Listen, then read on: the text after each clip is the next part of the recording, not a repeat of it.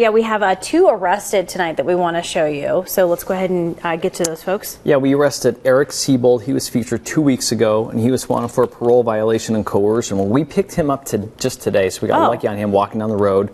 And then Stephen Enko, we talked about him last week. He was wanted for a substantial burglary in which an animal was killed, and he's also a Norteño gang member. We got an anonymous tip by a KTVL viewer on his location, and we went out and arrested him without incident, so it turned out really well. Okay, so 2 arrested this week. Let's go ahead and get to the one suspect that you guys are looking for right now. Okay, Boyd Joneses, he's 25 years old. He's wanted for possession of meth and assault and theft from a few different cases.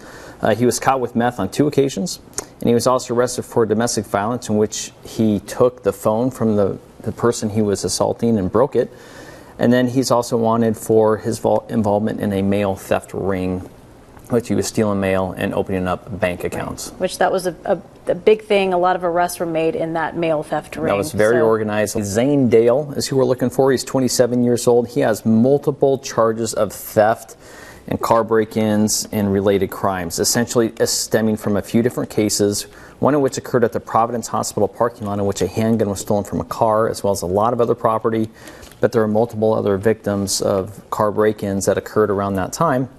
We got lucky and we actually caught him in the act when we went back there and were doing some extra patrol, and we recovered some of the property. So he is now out and he needs to be back in custody for those charges. Got it. Next up.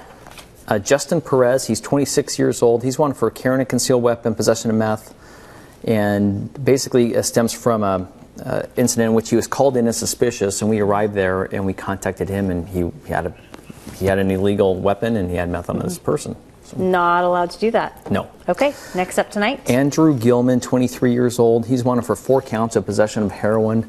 But these are important because we know that drugs like heroin really drive other crimes. So 4 counts of possession of heroin on him.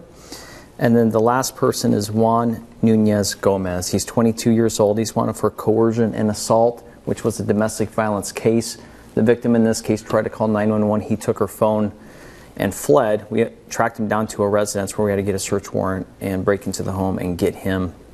So hopefully it's not going to be a big Wild West show when we have to arrest him again, so we'd like to know where he's at. Okay, yeah, for sure. Especially it's one of those things where I know you guys like to either just know where they are so the arrest is peaceful, there's no major issues.